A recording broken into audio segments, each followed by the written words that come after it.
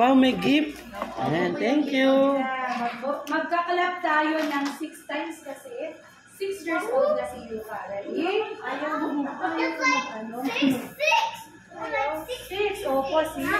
This day, we thank you for the life of Yuka. Thank you, Father God, for all the blessings na binibigay mo po, lalo tigit sa kanyang family.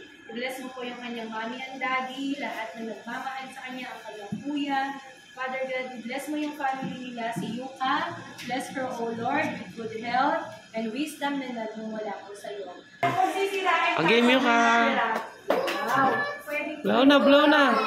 Wish ka na, tapos ka na mag-wish. Oh, wish na.